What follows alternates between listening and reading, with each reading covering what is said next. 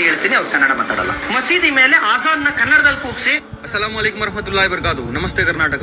ನಾನು ಇವತ್ತು ಏನ್ ಹೇಳಕ್ ಇಷ್ಟಪಡ್ತೀನಿ ಅಂದ್ರೆ, ನಮ್ಮ ಕರ್ನಾಟಕದಲ್ಲಿ ಮುಸ್ಲಿಂ ಆಗಿರ್ಲಿ ಹಿಂದೂ ಆಗಿರ್ಲಿ ಅವ್ರವ್ರ ಧರ್ಮವನ್ನು ಪಾಲನೆ ಮಾಡ್ತಿದ್ದಾರೆ. ಅವ್ರವ್ರ ಹಬ್ಬಗಳನ್ನು ಶಾಂತಿಯುತವಾಗಿ ಆಚರಣೆ ಮಾಡ್ತಿದ್ದಾರೆ. ಮತ್ತೆ ಕೆಲವೊಂದ್ ಕಡೆ ಹಿಂದೂ ಮುಸ್ಲಿಂ ಸೇರ್ಕೊಂಡು ಜೊತೆಯಾಗಿ ಹಬ್ಬವನ್ನು ಆಚರಣೆ ಮಾಡ್ತಿದ್ದಾರೆ. ಮಧ್ಯದಲ್ಲಿ ಪುನೀತ್ ಕೆರೆಹಳ್ಳಿ ಬಂದು ನಮ್ಮ ಮಧ್ಯದಲ್ಲಿರುವ ಸ್ನೇಹಾಚಾರವನ್ನು ಕೆಡಿಸುವ ಪ್ರಯತ್ನ ಪಡ್ತಿದ್ದಾನೆ.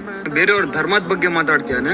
ಯಾವ್ದೋ ಒಂದ್ ಮೂಲೆಯಲ್ಲಿ ಕುತ್ಕೊಂಡು ಅಜಾನ್ ಕನ್ನಡದಲ್ಲಿ ಕೊಡ್ಬೇಕಂತ ಇವನು ಅವಹೇಳನ ಹೇಳ್ತಿದ್ದಾನೆ. ಪುನೀತ್ ಕೆರೆಹಳ್ಳಿ ಕೇಳು, ನಾನು ನಿನ್ಗೆ ಏನ್ ಹೇಳಕ್ ಇಷ್ಟಪಡ್ತೀನಿ ಅಂದ್ರೆ, ಅಜಾನ್ ಶುರುವಾಗತ್ತೆ ನ್ಯೂಜಿಲೆಂಡ್ ಇಂದ ಶುರುವಾಗಿ ಅಮೆರಿಕದಲ್ಲಿ ಕೊನೆ ಆಗತ್ತೆ.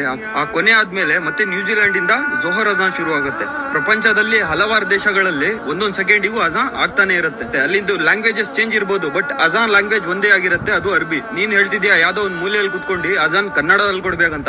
ನನ್ಗೆ ಹೆಮ್ಮೆ ಇದೆ, ನಾನು ಕರ್ನಾಟಕದವನು, ನಾನು ಒಂದು ಕನ್ನಡಿಗ ಅಂತ. ನನ್ ಧರ್ಮ ನನ್ಗೆ ಕಲ್ಸಲ್ಲ ಬೇರೆಯವ್ರ ಧರ್ಮದ ಬಗ್ಗೆ ಮಾತಾಡಕ್ಕೆ. ನೀನ್ ಯಾರು ಬೇರೆಯವ್ರ ಧರ್ಮದ ಬಗ್ಗೆ ಮಾತಾಡಕ್ಕೆ? ನಿನ್ಗೆ ಯಾರು ಪರ್ಮಿಷನ್ ಕೊಟ್ಟಿದ್ದಾರೆ ಬೇರೆಯವ್ರ ಧರ್ಮದ ಬಗ್ಗೆ ಮಾತಾಡಕ್ಕೆ? ಕೊನೆಯದಾಗಿ ಒಂದ್ ಮಾತು ಹೇಳ್ತೀನಿ ನಿನ್ಗೆ, ಅಜಾನ್ ಯಾವ ಜಾಗದಲ್ಲಿ ಕೊಡ್ತಾರೆ ಆ ಜಾಗದಲ್ಲಿ ಕೆಲವರು ದುಷ್ಟ ಶಕ್ತಿಗಳು ಮತ್ತೆ ದೆವ್ವಗಳು ಅಲ್ಲಿಂದ ಓಡೋಗುತ್ತೆ. ಆಜಾನ್ ಬಗ್ಗೆ ಮಾತಾಡೋಕ್ಕಿಂತ ಮುಂಚೆ ಆಜಾನ್ ಬಗ್ಗೆ ತಿಳ್ಕೊಂಡು ಆಜಾನ್ ಬಗ್ಗೆ ಇರುವ ಇತಿಹಾಸವನ್ನು ನೋಡಿ ಆಮೇಲೆ ಬಂದ್ ಮಾತಾಡು ಅಜಾನ್ ಬಗ್ಗೆ. Karnataka CM Siddaramaiah sir and DK Shivkumar sir, please take immediately action against this person.